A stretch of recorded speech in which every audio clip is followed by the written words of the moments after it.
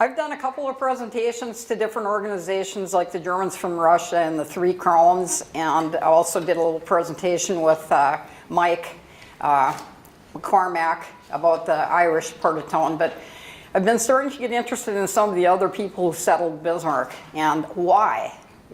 Why did they come?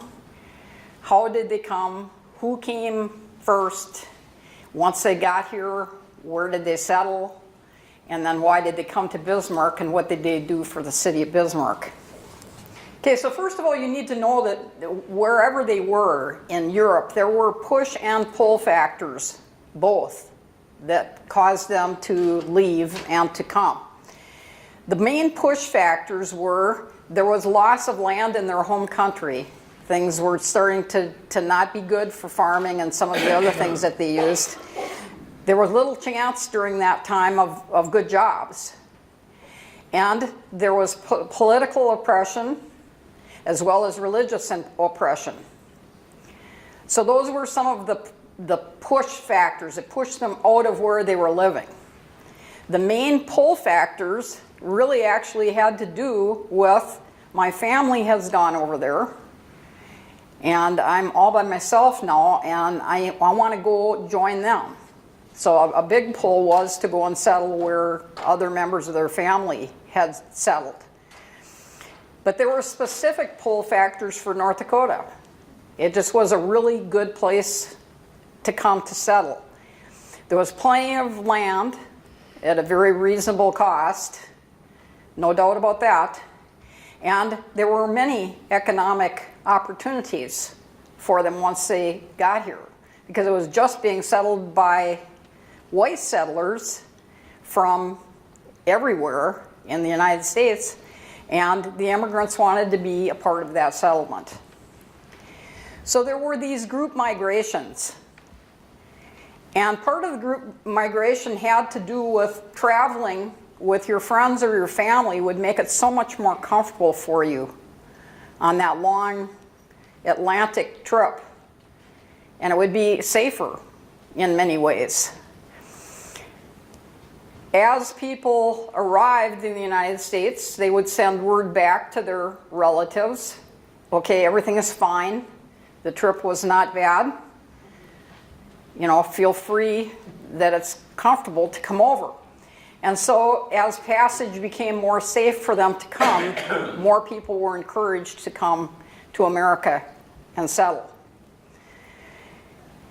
Instead of it just being single men that were coming over, the success stories made it so that a lot of families decided, you know, we can do this together. And if they could afford to bring the whole family, that's what they wanted to do. Because things in their countries, as you'll see when I go through this, were not good. Group migration also allowed women to come along with their relatives, women that were not married, and they could claim their own land at that time. Their own man, too. That was a slip of the tongue, wasn't it? Whoa! I want you to notice these pictures, though. There's a little blurry, but they would get, when they knew someone was coming to take photographs of their homestead, because they were women homesteaders, they'd get their nicest clothes on. So they'd get all dressed up in their Sunday best. So these don't look like they were out doing any work that day. They would put their best clothes on. Now, as you know, many of the immigrants that came to the United States came through Ellis Island. That was the logical place as a terminus for people coming. And for a fee of between $5.81 and $7.27, they could come and go through Ellis Island. However, the Canadians started to figure this out, and they began to offer a fare of $1.09. And they kind of did a good thing for North Dakota, because what happened was the immigrants started to choose Canada. I mean, they had it figured out.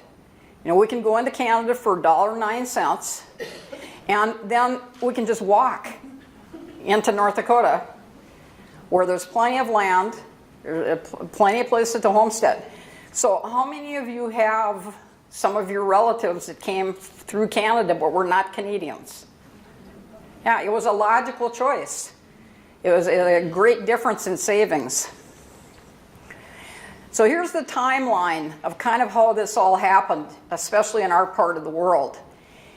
In 1861, Congress organized Dakota Territory, as we were. Then in 1862, the Homestead Act, the Federal Homestead Act went through. Then about 1872, that's a 6 and not an 8. Significant immigrants started coming when the westbound NP Railroad started to hit at the Missouri River. And as you recall, it took a long time for that bridge to go over. So they were coming from both sides.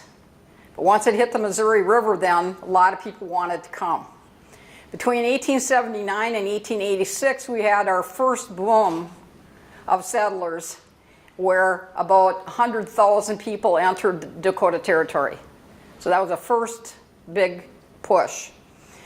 After 1905 was the second settlement boom, and our population went from 190,000 plus in 1890 to in the 646,000 range by 1920.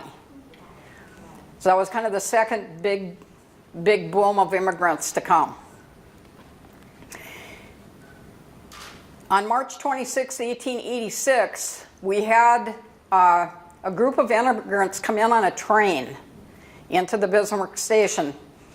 And on that train, the locomotive pulled 15 passenger coaches and 2 baggage cars to carry all of the people and their luggage. There'll be a couple more pictures that I have of certain groups like the Germans from Russia coming in on different dates, but this was the first one that came in with immigrants. So what did it cost to buy land? Well, from the government, you could do a $2 filing fee and then $1.25 to $2.50 per acre for a single person. If you were a homesteader, it was $10 for an entry fee and $4 for the land office officials. Yes? Just curious, man, how did you decide between $1.25 and $2.50 an acre? Not sure. That's where you were in the state. In the eastern part of the state, it was $2.50, and in the western part, it was $1.25. Okay, so where you came into Homestead?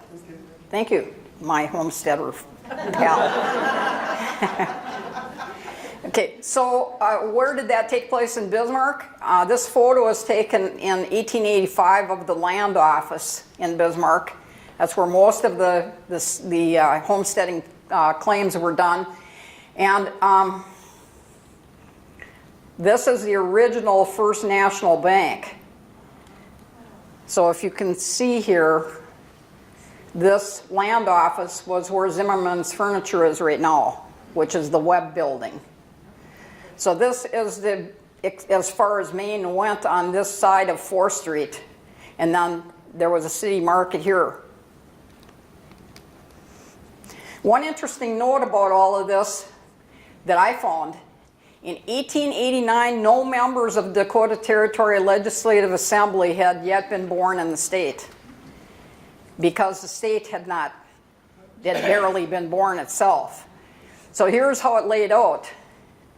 The Legislative Assembly came from these places. 54 of them were born in other states. 15 from Norway. And that's logical. You'll see the Norwegians were the biggest group to come. 8 from Canada, 3 from Germany, 2 each from Iceland, Ireland, Sweden, Scotland, and Switzerland, and 1 each from Denmark, England, and South America. That's kind of surprising. So that was our Legislative Assembly in 1889. By 1890, 43% of the population of Bismarck was foreign born. But as we all know about those immigrants, they melded themselves into America. They wanted this to be their new country. And so they came in with the intent to become Americans. And yet the strength of their cultural ties, wherever they settled, which was in pods in a lot of places, is what got them through the tough times. So it was a real good marriage of things. I'm a XYZ in my background, and that's what I'm going to eat that food. I'm going to speak that language for a while till I learn English, but I want to be an American. That was the point. Okay, as far as the Bismarck immigrants, this is kind of how I'm going to go through these. The English and Canadian, Norwegian, Swedish, Germans from Russia, Irish, and then I'm going to go through something that I wanted to add in here, some newer things that I thought about from my childhood. There was a Russian Jewish settlement out near Painted Woods that I ran across, and then of course the Syrian Lebanese. And I'm so happy that Joyce Tello was here tonight because she helped me so much with that part of it. So first of all, the problem with the English people, and that's a lot of my ancestors are English. I have to admit now, after having Ancestry.com and 23andMe, that I'm more English than I'm Irish. It hurts me to say that. However, I'm so sad now.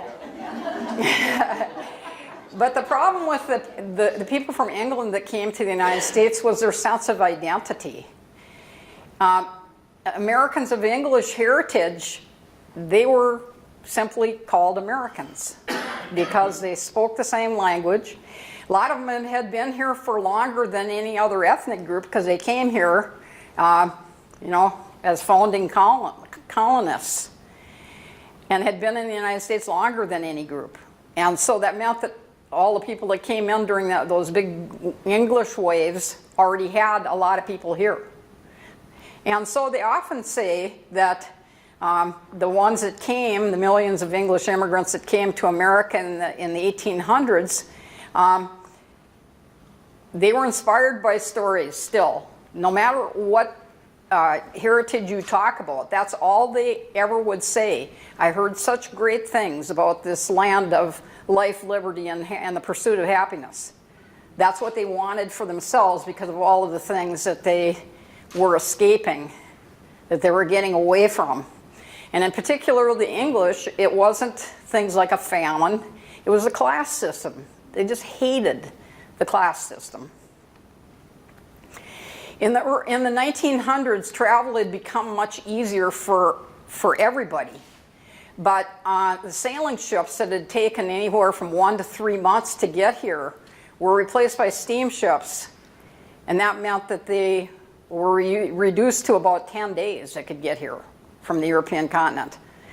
Many of the English immigrants that came to the United States and North Dakota came through Canada.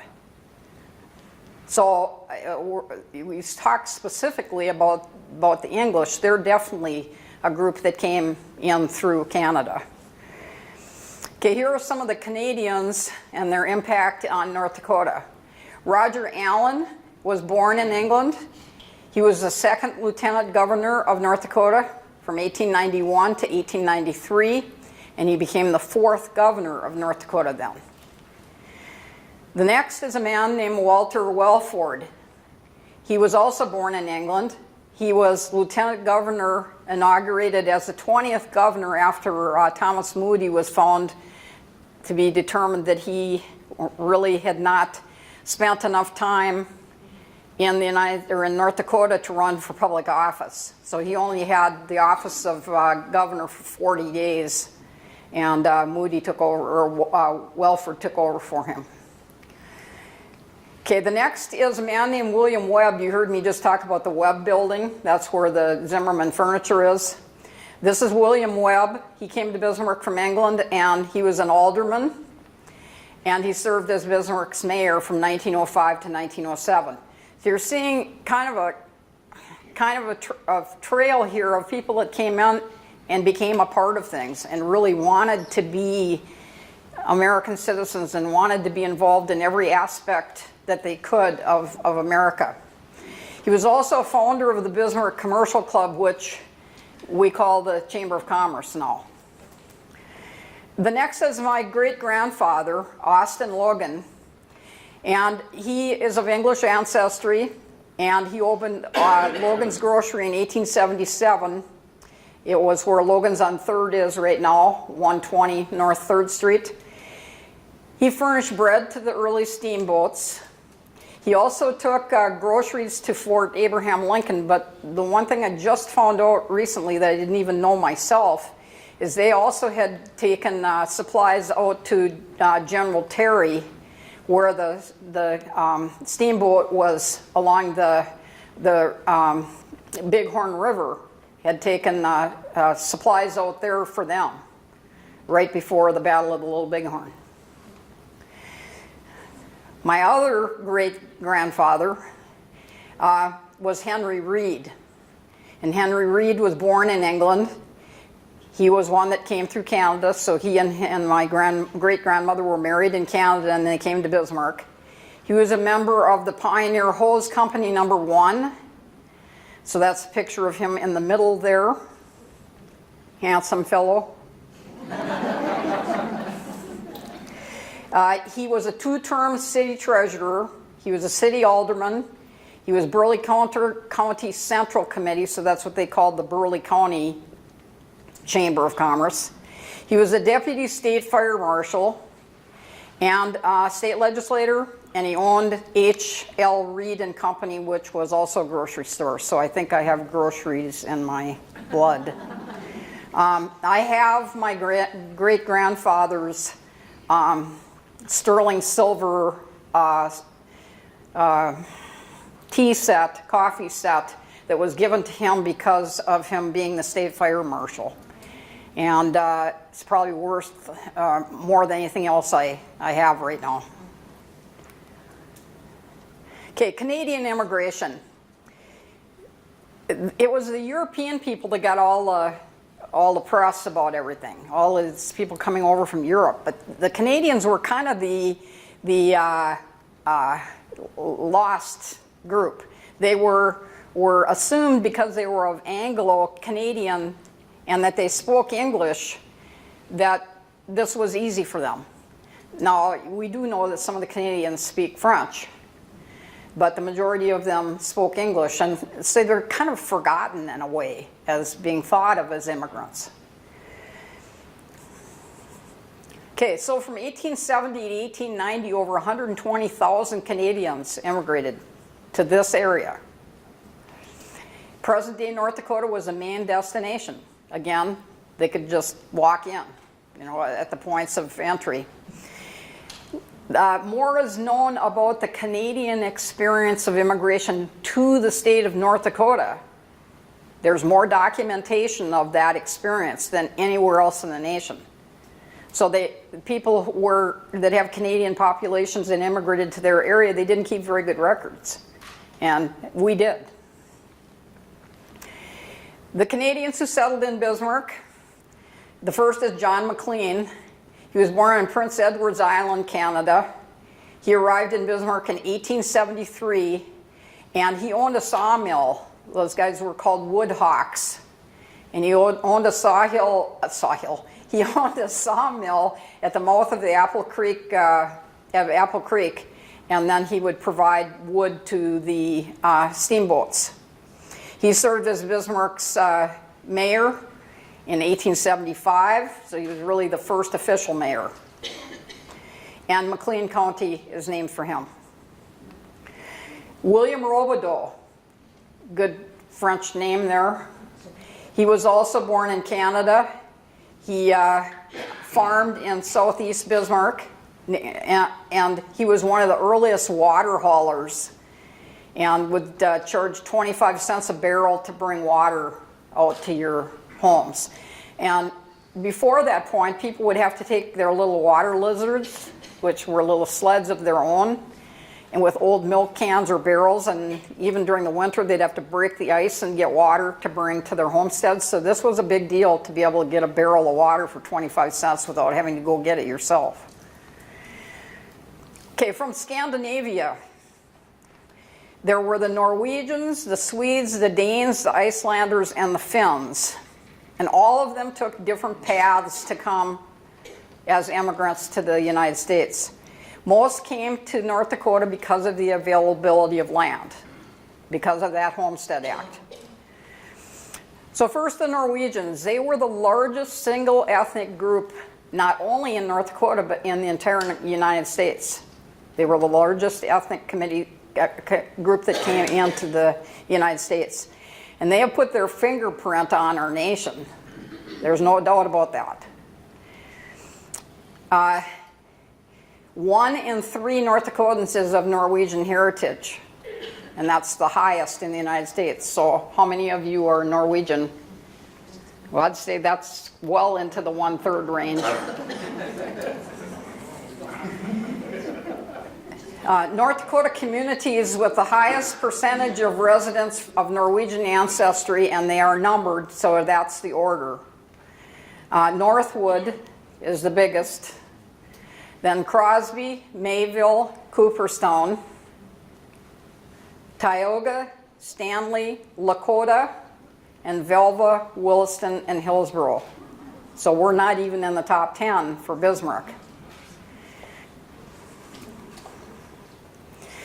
So there were several great exoduses from Norway, and they consisted of 3 migrations. The first and the smallest wave was from 1865 to 1875, and 16,000 people came to the United States.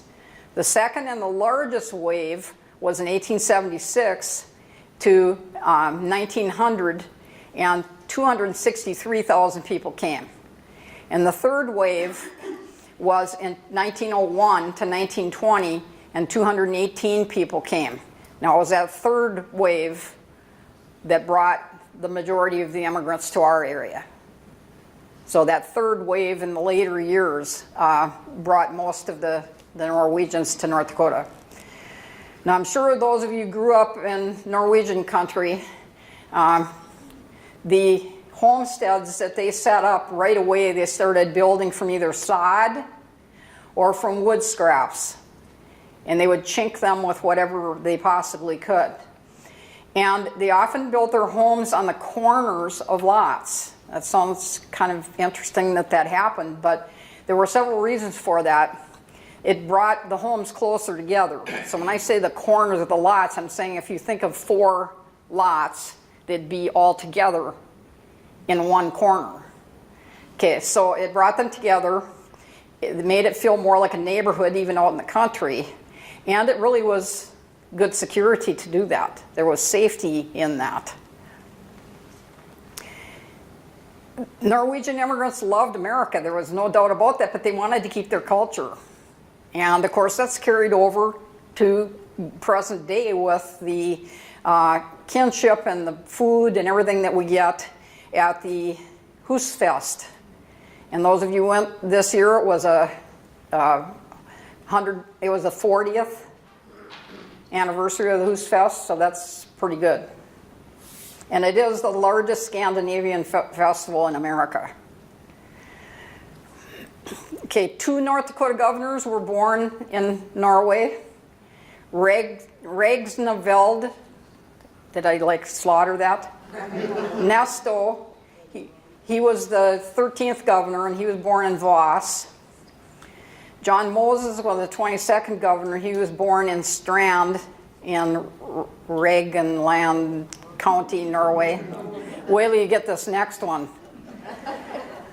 I know it's maybe not this one. First lieutenant governor, yeah, this is the one. Gudbrand Land Valley. Okay, how do you say that name? Crabble? 11th lieutenant governor. And he was the governor, he was under Governor Hanna and Lynn Fraser. Several North Dakota governors were second generation Norwegians, and that takes us kind of into some of them were in our generation. Ole Olsen, sounds like Irish to me. And he was the 18th governor of North Dakota. Fred Ondahl, he was the 23rd governor. And Brunsdale was the 24th governor of North Dakota. So it's getting into our time frame that it was still second generation.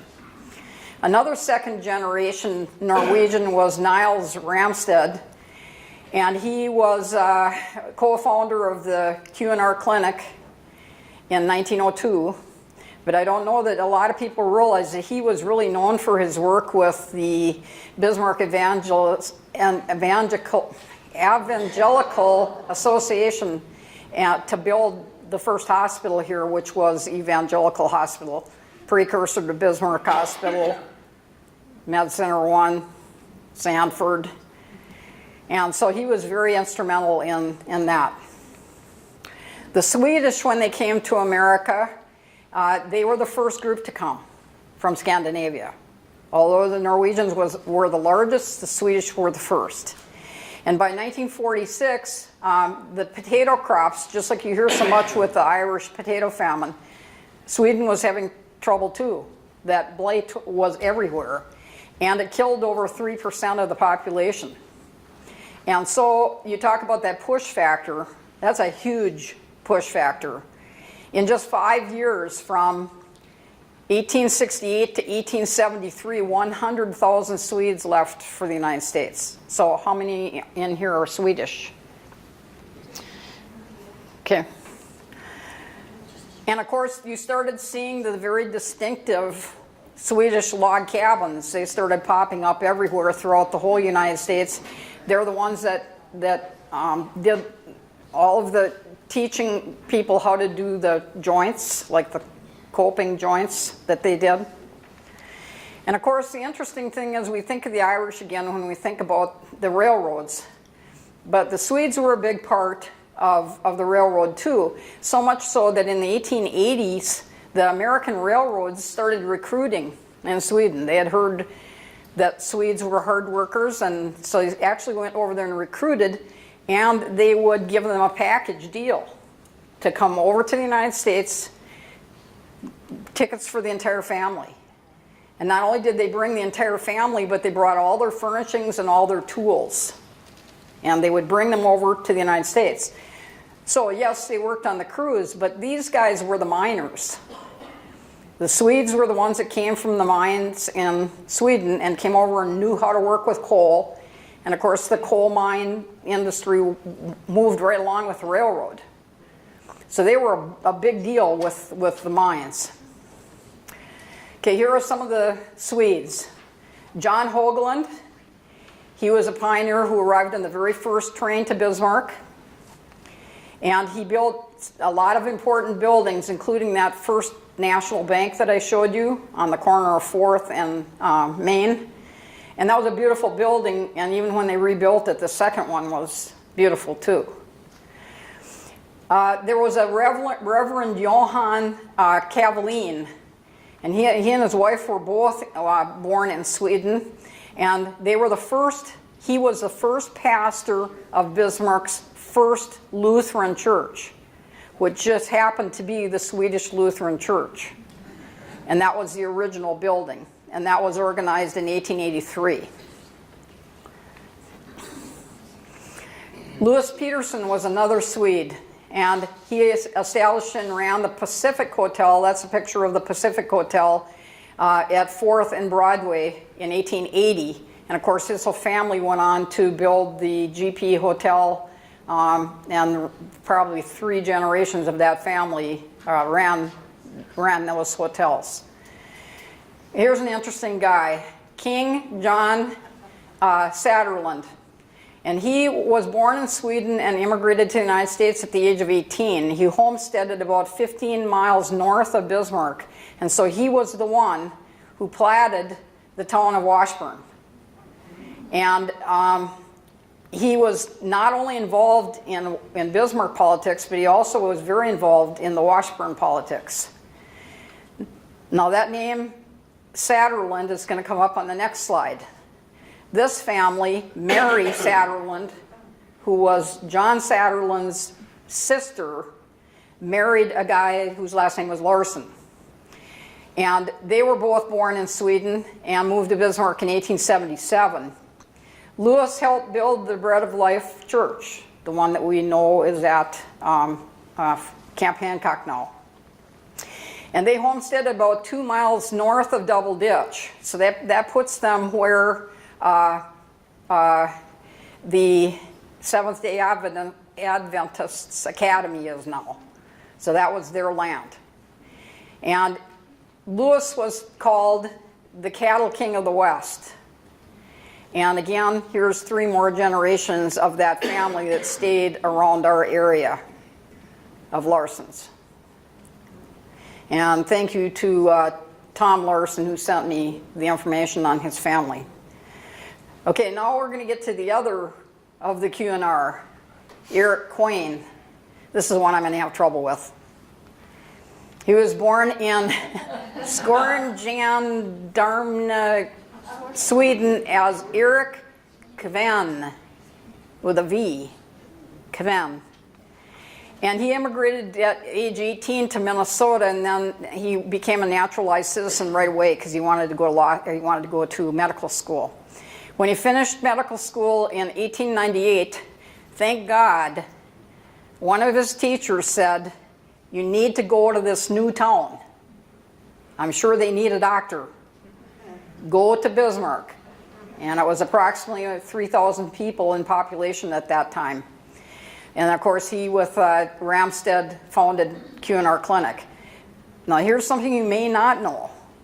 He was very involved in the beginnings of World War I. And we're the 100th anniversary of World War I is right now. He was in Bismarck when World War I started, and when the United States entered it. And the U.S. Surgeon General actually called him and said, I know you've been studying how to do this. I need you to staff a surgical unit at a field hospital in France. And so, in the middle of the summer of 1917, he and 15 nurses from Bismarck Hospital Surgical Unit went to France. And they set up a surgical hospital there. That 250-bed hospital became a 2,000-bed unit called the Base Hospital number 60. And if you Google it, you can find lots of information on this. That's pretty cool. The guy from Bismarck did that much for the part of the World War I in France. Because of his efforts, he was made the chief of surgical services for military hospitals throughout France. And after discharge, he returned to Bismarck and contributed, of course, to the whole city of Bismarck for many, many years. He and his wife both, who was also a doctor. And he died in 1962. Okay, other Scandinavians, the Danes, there were about 12,500, where the greatest numbers were in Burke and Ward counties. And Kenmare the city of Kenmare is known as Little Denmark. Do we have any Danes in here?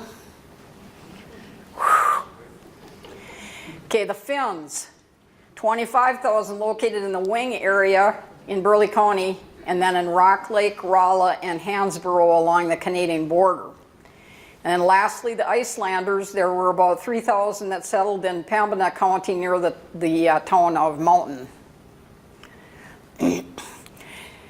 Now I'm going to tell you, I had a lot of trouble separating the German immigrants from the Germans from Russia. And I was just talking to somebody about this today. And this is why I think it happened. Once they got here, until World War II started, there weren't a lot of people that said, "I'm a German from Russia." They just said, "I'm a German." And they didn't delineate. So a lot of the people I'm going to talk to you about that I know are of German heritage, I don't know which they are, because it wouldn't have been available for my research. So as you can see from this map, The yellow areas were where the Germans settled in North Dakota, and the kind of purplish areas were Germans from Russia. Notice how few are in Burley County. I mean, we really didn't get as many as the surrounding areas. Okay, so first of all, the Germans. This was very early. In 1870, the first significant group of Germans started coming to the United States. And of course, they settled in New York and Pennsylvania. And then from 1820 to 1870, over 7 million Germans came to the United States, more than doubling the population of our entire country. That's kind of hard to believe. And they arrived because they were being persecuted for their religious and their political standards, and also for economic reasons. Great number of the Germans were farmers. That's what they knew how to do, and that's what brought them here. And they looked for the most places with the most productive lands, and where their farming experience from Germany would pay off. So many of the Germans ended up in North Dakota. Now I have to tell you an interesting story. When I was doing some research on the Germans from Russia, I ran across something called a sauerkraut rock. And the sauerkraut rock is the rock that you would put on top of a plate to squish the... Okay, I'm not German. Anyway, I heard a cute story that when the Germans from Russia came, they brought along their own sauerkraut rock because they were afraid there weren't any rocks in North Dakota. They found out otherwise when they started clearing their land. I thought that was a great story. Okay, so there were two groups of Germans from Russia, and the majority of the ones we have in our area located to the port of Odessa along the Black Sea. And then the other group is called Volga, and they were in the Volga region of Russia. So those two groups are the groups that came to the United States. And I think most of you know the story that the Germans from Russia were invited to come to Russia, and they were told you can have your own country, like right inside here. We're not going to make you follow any of our rules. We're not going to make you do military service. Well, all of a sudden, somebody else came into power and said, well, yes, you are going to do military service. And they said, bye. You know, we're not going to stay here and be forced into service for another country. Okay, the first settlement of Germans from Russia in Dakota Territory came in the spring of 1873. And this group numbered about 175 men, women, children, and they first spent the winter in Ohio. Then from there, the Scouts found a place for them to settle in North Dakota. And they loaded all their belongings and took off for Dakota Territory. And guess what? They arrived during one of the worst blizzards on record. And they thought they were moving to someplace worse than Siberia. And that just happened to be the Easter Sunday blizzard of April of 1873. But the weather cleared and they started looking for their homesteads, and they stayed, thank goodness. Is that me? By 1920, it was estimated that 116,500 some Germans from Russia were in the United States. So here was the largest concentration in North Dakota was 70,000 that arrived from the Black Sea region. So that was that first group I told you about. And here is an actual photograph of a group of Germans from Russia arriving at the Bismarck depot. Interesting note here is about a month after the first Germans from Russia arrived was when the name of Bismarck became official. And so they never probably even knew the name of Edmonton. Okay, again, those of you who grew up in German-Russian groups know that these distinctive style buildings that they built were called balsa, and they were bricks made from poop. Okay. They would take all of the droppings from the cows and spread them all out, and then they'd do layer after layer of straw and they'd let it dry. So when they were done with the threshing field, the threshing area became the area to make the spalza. And as you can tell from the two bottom pictures, they are enduring. They don't seem to fall down. And a lot of those were around. The Germans, and here we go. I have to say Germans and or Germans from Russia because I don't know where these guys fall. So the first one is a guy named George Gussner. And Gussner's grocery store was located on Main between 3rd and 4th Street. That was Gussner's grocery store, and that's his little delivery wagon. And that's the inside of it. Charles Kupitz was also a grocery man. And he enlisted in the Army first when he came to the United States, and then after his time in the military, stayed in Bismarck. He opened the store at 4th and Broadway, which is where the Cowan Building is now. So if you look at some old street views, you can find it, but you have to really look. You have to know what you're looking for. He also owned the Bismarck Stage Company. And it was believed that he had the first bank, great big bank, in his basement because he had to have all the money for the stage company, and that was in the basement of his grocery store. We all know the Wachter family. Gottlieb, who often went by Charles because he didn't want people to know he was German. So he has a son named Charles, but he also went by Charles himself. He worked as a meat cutter in Bismarck till he earned enough money to open his own business, which was the Wachter Transfer Company. And this is a little bit confusing picture because here's the Wachter Dray and Transfer, and then it's got a big sign on there that they carry all of the seeds from the Wilk Company, which is back here. So it's a little confusing. In 1928 or 1929, he built the warehouse. It's still there's a building still there at 5th and Front, and it's changed hands several times.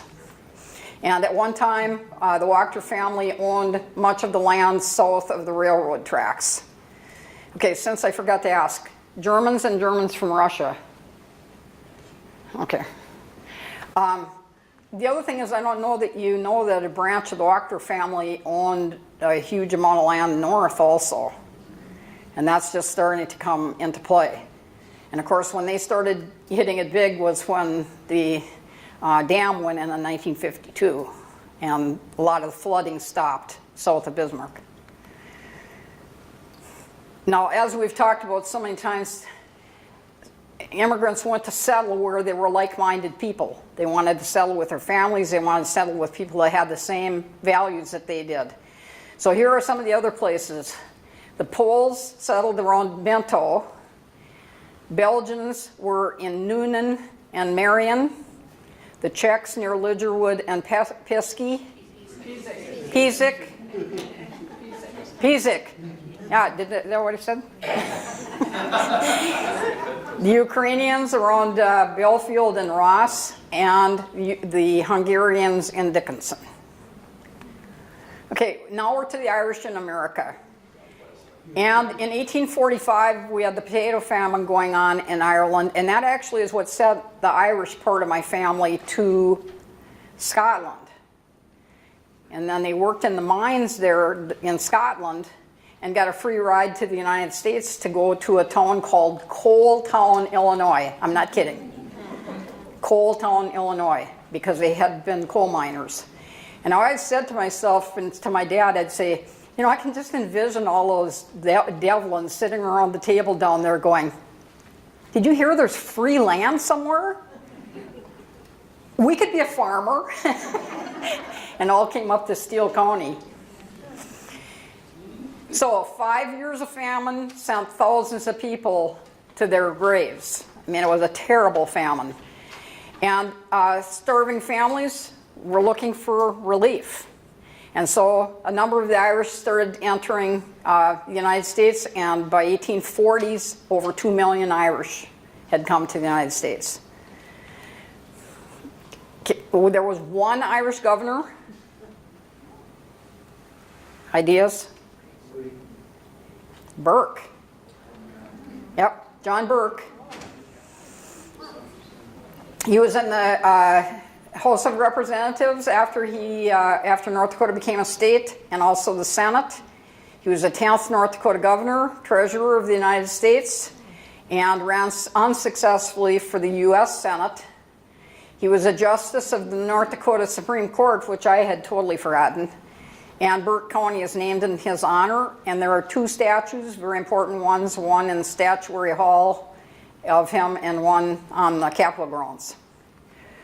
Now again, I put Irish plus railroads equals North Dakota, because that's how a lot of them got here. They followed the railroad as it arrived into this area.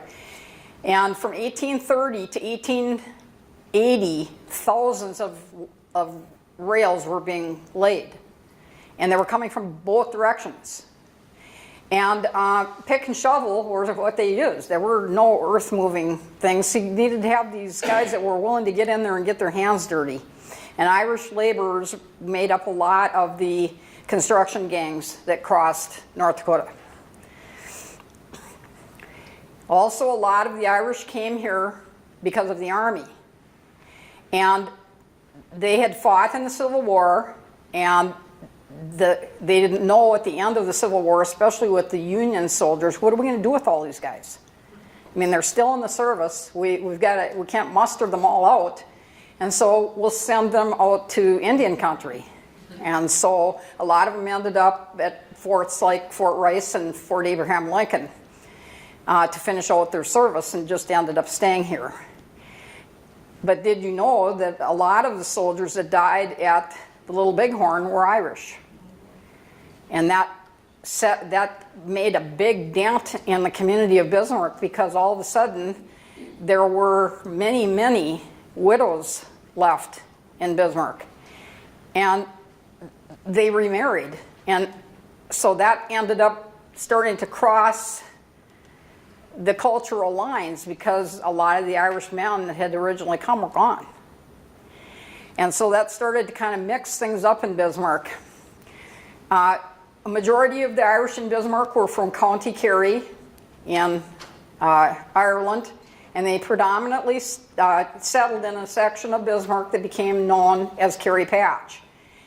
And it's the only nationality that actually did it to that extent. I mean, it was set up as a community. So the boundaries of this were, the north boundary was someplace between Thayer and Rosser. You know, there were some on the other side of the street, so they kind of talked about that. And the east side was 2nd Street. And south side was Main Street, including Camp Hancock. And the west was on the western side of the coulee that we now know as Custer Park. Now, I think that the way that the English and Irish in me got mixed up was my mother was born in a house on 1st Street.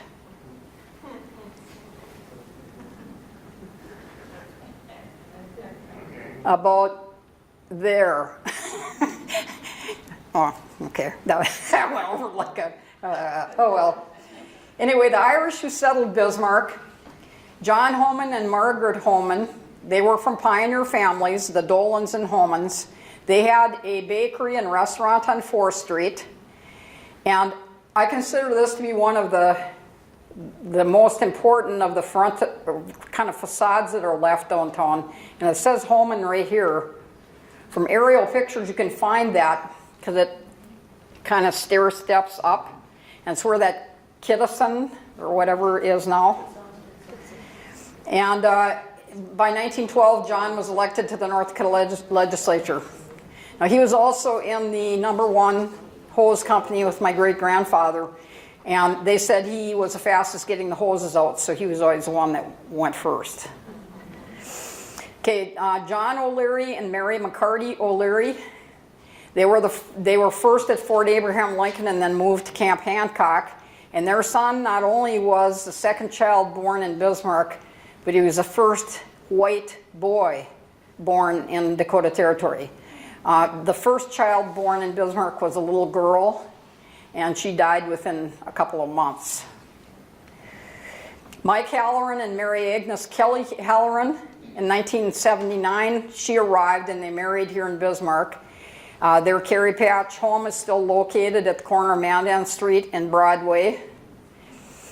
Dennis Hannafin, he was a notorious gambler who ran one of the many saloons on the 100 block of 4th Street, and he was nicknamed the Squatter Governor because he was at the legislature all the time, but they really didn't want him there. John Lyons and Catherine Mullaville Lyons, he came here with the Army in 1872. She arrived later with her children, and I think I've told this story before. She was on her way here, and her 2-year-old son threw her purse out the window of the train. And so they got stuck in Sioux City, Iowa for the winter. And she worked as a seamstress. Thank goodness she had that skill, and got enough money to take the last steamboat that next summer to come here. In 1877, John left the Army and they came to town and built a house on Mandan Street, right in the middle of that Carrie Patch area. Patrick McHugh, you've heard Marilyn talk about him. He was born in Ireland and married and moved to Bismarck in 1876, and he served as the chief of police in Bismarck from 1896 to 1900. George Peoples. George Peoples was born in Ireland and immigrated at the age of 22 and moved west as the lines came. So he came with the railroad, and he arrived in Edmonton and decided to stay. He owned what was called Pioneer Hardware Store at Main and 3rd Street, and he was Bismarck's mayor in 1877 to 1881. The Halloran and Peoples lines cross in a sense because George Peoples went to Minneapolis to get to meet a wife, and he met her. And she wanted to come to Bismarck, but she was afraid, so her cousin, who married into the Halloran family, came with her. Well, she was so afraid that her cousin pushed Mary Ellen out first, Mary Ellen Halloran, and so everybody thought that she was the one that was married to Peoples. And so it took him a long time to dispel that. Jack Lyons brings tears to my eyes. Jack Lyons first cooked on steamboats before he married Kitty McPhee, and she asked him to stop the river life. And so he actually owned 3 different businesses. And they were all eateries. 2 of them were cafes, but the 3rd was the one we all know and love as Jack's Lyons Hamburger Stand that was in the middle of the block where the Parkade is downtown. This was the most interesting part of the research that I found. I had never heard about this before.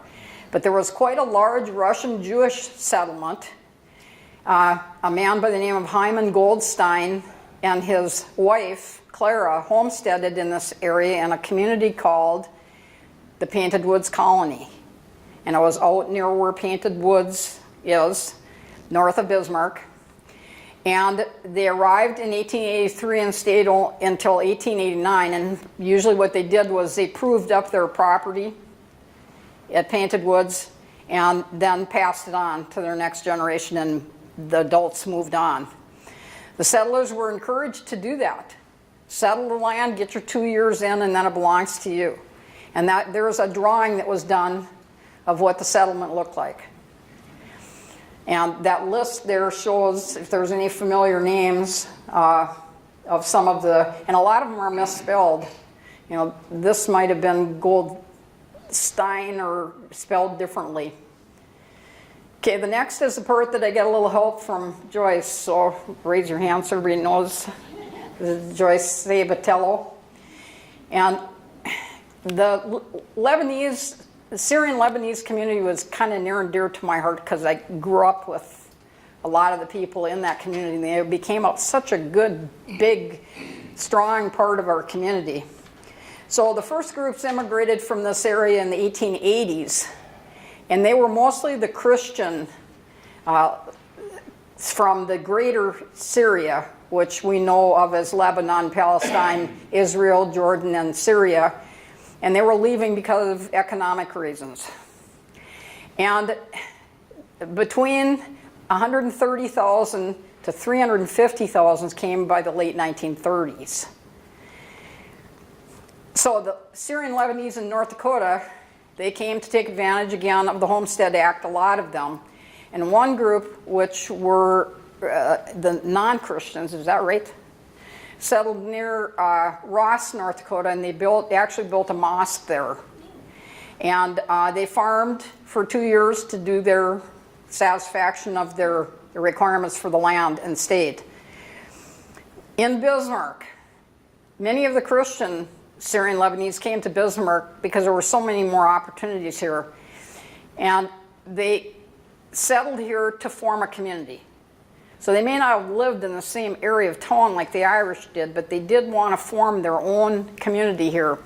And Joyce told me that her parents, George and Barbara, moved here from McCluskey after they were married in about 1936 or 37, and they actually hitchhiked to get here, catching a ride with a cookie salesman. So I love stories like that. Their hopes were realized about having something of their own when they opened G&B Market, George and Barbara Market. And it was on Broadway between 5th and 6th Street, and they lived behind the store. So that would be about where Cochler's Jewelry is now, was where that store was. Then they found a larger location at 311 7th Street, and they named that one George's Food Market. And of course, you all know what a great artist Rick Sprinsanatic is, and he did this beautiful rendering of George's Market. And here's an interior photograph showing Joyce herself at a very young age inside the interior. Isn't she just adorable?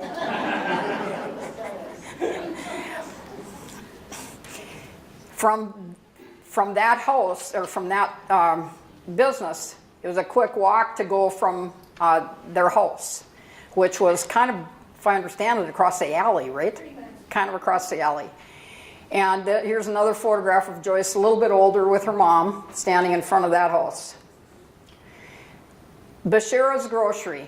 That's probably the nearest and dearest to my heart of any memory of any of the Syrian Lebanese in Bismarck, because blueberry popsicles. Blueberry popsicles. It's the only place in town you could get them. And I just found this photograph of Bashira's Grocery probably a month ago. I had never found it before. And it was on 3rd Street between Rosser and Avenue A, so it was across from where the post office is. Yes? And anybody can buy cigarettes there. Uh-oh. Yeah. I'm getting them for my mom, right? I'm getting them for my mom. Or grandma. Oh, they were such great people, though. They really were. And of course, the other one that we know was Corner Grocery. I couldn't find a photograph of that, but this is what it's now Juke Joint Comics and More, and it's going to be empty soon. I think they're moving out. But that building, the original building, was only 20 feet by 60 feet. Or I mean, the building now is that. It was only 16 by 30 when the grocery store was there. And that was Corner Grocery. And I remember that one too. I don't recall what they had that I wanted there, but not like the blueberry popsicles. This was owned by Alice and Della Nastiff Boutros. And they were both born in Syria, and they were among the many people that settled in Bismarck, and they arrived here on New Year's Day in 1917. Their son Floyd, we all know Floyd, their son Floyd said the greatest lesson, and this is the end of my presentation, so I really want you to think about this, because this is why immigrants came here and why it ended up to be the way it is. He said that the best lesson he ever got from his parents and from that small family store was My parents said the greatest honor you can have is to be an American citizen. So, I'll leave you with this thought. Honor the past. Always honor the past. It is your lesson because it has made you who you are today. So, thank you for coming.